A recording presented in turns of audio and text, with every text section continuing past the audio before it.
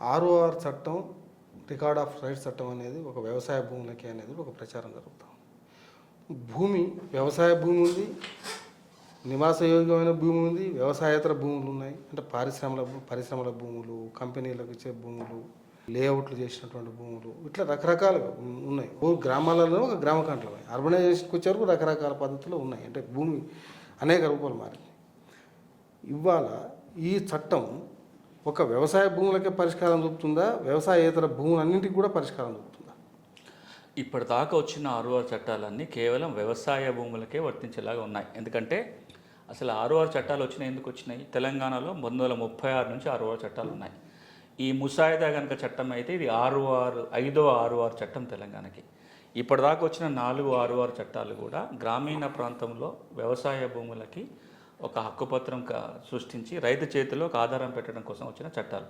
ఎందుకంటే రైతు మాటికి రెవెన్యూ కార్యాలయాలకు వెళ్ళి రికార్డు తీసుకోలేడు కాబట్టి రైతు చేతిలోనే ఒక పాస్ పుస్తకం ఉంచినట్లయితే లోన్ తెచ్చుకోవటం కానీ లేదా అమ్మినప్పుడు కానీ ఒక ఆధారం ఉంటుందనే ఉద్దేశంతో. కానీ పరిస్థితులు మారినాయి. ఒక వ్యవసాయ భూమికే హక్కుల రికార్డు కాదు కదా, ప్రతి భూమికి ఒక హక్కు రికార్డు ఉండాలి. ఈ రోజు కూడా గ్రామాలలో అట్లాంటి హక్కుల రికార్డు ఏది తయారు కాలేదు. టౌన్ సర్వేస్ కూడా చాలా జరగలేదు. పట్టణాలలో కూడా పట్టణ ఆస్తులు కూడా ఎక్కడ సర్వే జరగలేదు. గ్రామాలలో పట్టణాలలో ఏముంటున్నాయి?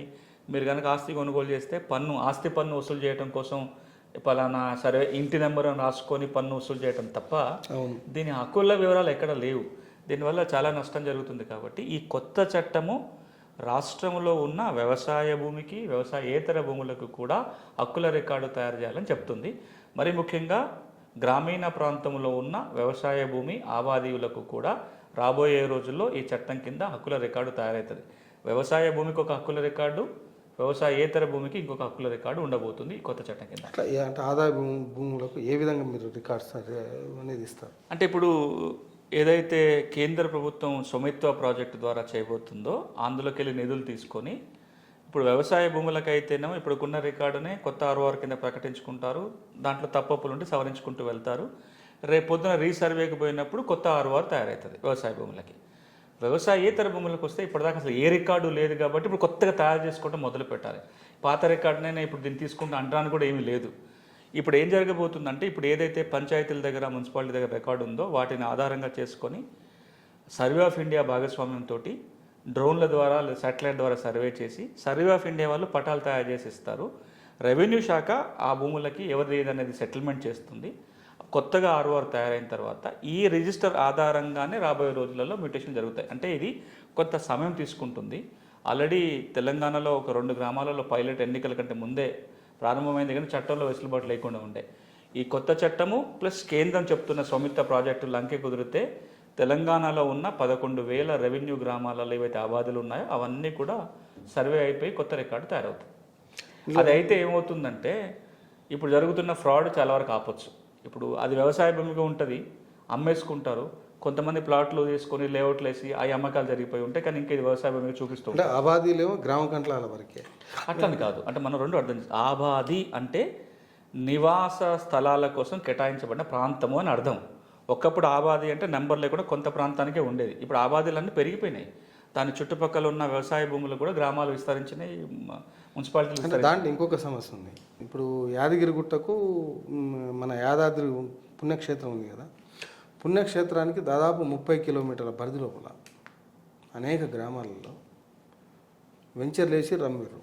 సాటర్డే సండే వస్తే హైదరాబాదు, వరంగల్ పట్టణాల నుంచి వెహికల్స్ పెట్టి తీసుకెళ్తారు ఆ ఊర్లకి. వెంచర్లు చేస్తారు, అమ్మేస్తారు. అసలు అవి నాలా లేదు, ఏది లేదు. అమ్ముతారు, రిజిస్ట్రేషన్లు అవుతున్నాయి.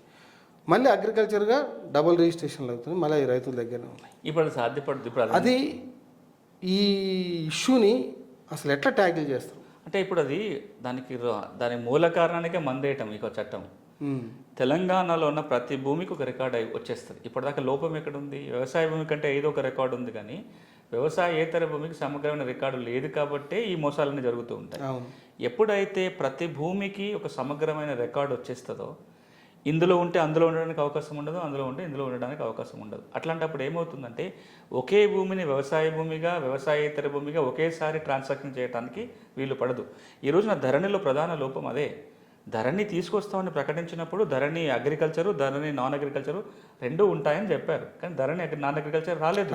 అవును. సో ఇప్పుడు ఏమవుతుంది, ఆర్ఓఆర్లో నాన్ అగ్రికల్చర్ ల్యాండ్ని కూడా రికార్డు తయారు చేసే నిబంధన వచ్చిన తర్వాత నాన్ అగ్రికల్చర్ సర్వే అయ్యి దానికి ఒక గుర్తింపు సంఖ్య వస్తుంది, వ్యవసాయ భూమికి ఒక గుర్తింపు సంఖ్య వస్తుంది. ఇంకొక ట్రాన్సిషన్ మెకానిజం కూడా ఉంది దీంట్లో.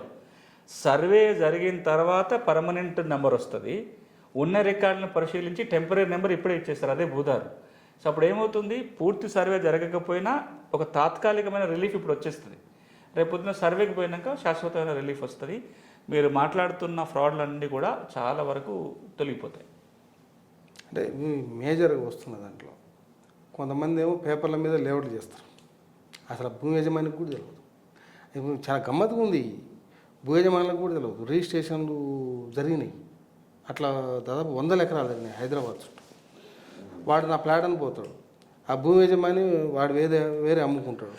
మీకు మీ ప్రశ్న పూర్తి కాకముందే ఇంకొక సమాధానం కూడా ఉంటుంది ఆ చట్టంలో. అదేంటంటే రాబోయే రోజులలో ఈ చట్టం కింద రిజిస్ట్రేషన్ జరగాలన్నా మ్యూటేషన్ జరగాలన్నా మ్యాప్ కంపల్సరీ కాబోతుంది ఈ చట్ట ప్రకారము. అంటే సర్వే మ్యాప్ వస్తేనే రిజిస్ట్రేషన్ అవుతుంది, లేకపోతే కాదు. అప్పుడు మీరు ఏ ల్యాండ్ గురించి మాట్లాడుతున్నారో అందులో తెలిసిపోతుంది కదా. ఎప్పుడైతే మీ దస్తావేజుతో పాటు పటం కూడా కంపల్సరీ, ఆ పటాన్ని కూడా సర్టిఫైడ్ మ్యాప్ ఉండాలి. ప్రస్తుతం కర్ణాటకలో ఇంప్లిమెంటేషన్ అవుతుంది. ఇప్పుడు మన రాష్ట్రంలో జరగాలంటే కొంత అంటే దానికి కావాల్సిన ఇన్ఫ్రాస్ట్రక్చర్ డెవలప్ చేయాలి. అంటే సర్వేల కొరత ఉంటుంది, మెషినరీ అదంతా లైసెన్స్ సర్వేల సిస్టమ్ తీసుకురావాలి. కొంత ఎక్సర్సైజ్ జరిగినాక అది అమల్లోకి వస్తుంది, ఇవాళ రేపు అది అమల్లోకి వస్తుంది. అంటే సర్వే ఎవరు చేసి వాళ్ళు ప్రైవేట్ వాడు చేసుకొని పోతాడా, గవర్నమెంట్ సర్వే చేస్తారు? కర్ణాటక లాగా దీంట్లో చాలా రాష్ట్రాలు ఇప్పుడు రాబోతుంది. అంటే ఎట్లా లైసెన్స్డ్ సర్వేల వ్యవస్థ వస్తుంది, అంటే ప్రభుత్వ ఆజమాయిషిలోనే ఉంటారు. అంటే ఇప్పుడు మనం ఎట్లయితే కొంతమందికి స్టాంప్ వెండాలకి లైసెన్స్లు ఇస్తామో, లేకపోతే మనం నోటరీ పబ్లిక్ ఎట్లా లైసెన్స్లు ఇస్తామో, కొంతమంది ఇట్లా లైసెన్స్డ్ సర్వేయర్లు కూడా ఉంటారు. వాళ్ళు సర్టిఫై చేస్తేనే అది రికార్డుగా ఉంటుంది. అంటే రిజిస్ట్రేషన్కి మ్యూటేషన్కి ముందేమో survey map by licence surveyor compulsory అవుతుంది. ఒకసారి మ్యూటేషన్ అంటే జరిగిపోయిన తర్వాత మా రెవెన్యూ రికార్డులో కూడా అది అమలు జరిగిపోతుంది. కర్ణాటకలో తహసీల్దార్ సర్వేని సర్టిఫై చేస్తేనే రిజిస్ట్రేషన్ జరుగుతుంటున్నారు. లైసెన్స్ సర్వేలో కూడా అవకాశం ఉంది. అది 2 చెక్ పాయింట్స్, రిజిస్ట్రేషన్కి మ్యూటేషన్కి ముందు ఒక మ్యాపు, రిజిస్ట్రేషన్ జరిగిన తర్వాత ఈ మ్యాప్ ఆధారంగా గవర్నమెంట్ దగ్గర ఉన్న రికార్డులో మార్పు జరుగుతుంది, అప్పుడు తహసీల్దార్ సర్టిఫై చేస్తాడు. ఇది 2 అంచెల వ్యవస్థ. ఇది ఎందుకంటే మీరు ఏ భూమిని కొంటున్నారో ఒక స్పష్టత ఇవ్వడం కోసం మ్యాప్ని మ్యాండేటరీ చేశారు. అప్పుడు ఒకవేళ లైసెన్స్డ్ సర్వేయర్స్ కూడా భూ రికార్డుతో సంబంధం మిస్టేక్ చేశారు అనుకుందాం, ఇంకా ప్రైవేట్ వాడు కదా ఛార్జెస్ చేస్తాడు కాబట్టి. అవును, ఆ చట్టంలో నిబంధనలు ఉంటాయి. లైసెన్స్ సర్వేయర్లు ఏ నియమాలకరం వాడు పనిచేయాలనే నిబంధనలు ఉంటే తప్పు చేస్తే శిక్షించడానికి అవకాశం ఉంటుంది. అదొక చెక్ పాయింట్. రెండో చెక్ పాయింట్ ఏంటి, రిజిస్ట్రేషన్ మ్యూటేషన్ జరిగిపోయిన తర్వాత ఇది రెవెన్యూ రికార్డులు అమలు జరగాలి కదా. అమలు జరిగేటప్పుడు ఆయన క్రాస్ చెక్ చేసుకుంటాడు కదా. ఇప్పుడు మ్యూటేషన్ అధికారి క్రాస్ చెక్ చేసుకొని చూసుకుంటాడు కదా. ఈయన పట్టం పట్టుకొని పోతాడు, నేను ఒక రిజిస్ట్రేషన్ పోతున్నా, పలానా ల్యాండ్ నేను కొంటున్నా అని చెప్పి మ్యాప్ తయారు చేసుకొని ఓ లైసెన్స్ సర్వే దగ్గర సంతకం పెడతాడు, నేను రిజిస్టర్ ఆఫీస్కి పోతాను, అది రిజిస్ట్రేషన్ అవుతుంటుంది. అప్పుడు ఈ మ్యాప్ అక్కడ మ్యాప్తో టాలీ కావాలి కదా. ఇప్పుడు అదే మ్యాప్ తోటి ఇంకా ఆల్రెడీ రిజిస్ట్రేషన్ అయ్యి ఉంటే రిజిస్ట్రేషన్ రిఫ్యూజ్ అవుతుంది. నేను తప్పుడు మ్యాప్ పట్టుకొని పోయినంత మాత్రాన అక్కడ ఒరిజినల్ గవర్నమెంట్ రికార్డ్తో టాలీ కాదు కదా. ఇదొక చెక్ పాయింట్. ఇప్పుడు ఇంకోటి కూడా ఆలోచించాలి, అన్ని పకడ్బందీ వ్యవస్థలు ఉన్నా, గొప్ప చట్టాలు ఉన్నా, ఎవడో లోపల ఎదురు పోయేటోడు ఉంటాడు. మనం ఆ చిన్న ఎక్సెప్షన్స్ గురించి ఆలోచించకూడదు. ఓవరాల్గా వ్యవస్థ ఎట్లా బలోపేతం అవుతుంది, మేజర్గా మన ఫ్రాడ్. నా పాయింట్ ఆఫ్ వ్యూలో ఈ సర్వేయర్లు లైసెన్స్డ్ సర్వేయర్ల కంటే గవర్నమెంట్ అంటే అది మనం ఇప్పుడు 2 ఇయర్లీ మాట్లాడుకోవటం. ఎందుకంటే ఈ రోజుకే తెలంగాణలో సర్వేల కొరత ఉంది. సర్వేల సమస్యని ఒక్కొక్క రాష్ట్రం ఒక్కొక్కలాగా అధిగమిస్తుంది. రెగ్యులర్ సర్వేలను ఫిల్ చేయడం ఒకటైతే, ఇప్పుడు తెలంగాణ ఆంధ్రాలో ఒకప్పుడు కమ్యూనిటీ సర్వేల వ్యవస్థ వచ్చింది. రూరల్ డెవలప్మెంట్లో అంతర్భాగంగా రూరల్ యూత్ని ఒక 500 మందిని వాళ్ళకి సర్వే అకాడమీలో ట్రైనింగ్ ఇచ్చి ప్రజల కోసం, అంటే పేద ప్రజల కోసం పనిచేయడానికి సర్వేలుగా పెట్టుకున్న వ్యవస్థ వచ్చింది. కర్ణాటకలో, ఆంధ్రప్రదేశ్లో ఇప్పుడు కొత్త లైసెన్స్ సర్వేల వ్యవస్థ వచ్చింది. అది మనం ఆలోచించవచ్చు. టెక్నికల్గా ఒక సర్వే ఎట్లా చేయాలి, దానికి నిబంధనలు ఏమి ఉండాలి, చట్టం కావాలా, అది వేరే ఆలోచించవచ్చు. అది ఈ ROR చట్ట పరిధిలో కాదు. ఈ ROR చట్టం ముసాయిదా ఏమంటుందంటే, ఒక ప్రకటించిన తేదీ నుంచి మ్యాప్ కంపల్సరీ. ఆ తేదీ ఎప్పుడు ప్రకటిస్తుంది ప్రభుత్వం అంటే, ఇప్పుడు మాట్లాడుకునే అన్ని సరి చేసుకున్నాక, సర్వే చేసేటోడు ఉన్నాడా లేదా, మ్యాప్లు ఉన్నాయా లేదా, అంత మెషినరీ ఉందా లేదా, అన్నీ సరి చూసుకొని మనం ఇప్పుడు ఈ నిబంధనని అమలులోకి తీసుకురావచ్చు అని ప్రభుత్వం భావిస్తే ఆ రోజు నుంచి మ్యాప్ కంపల్సరీ.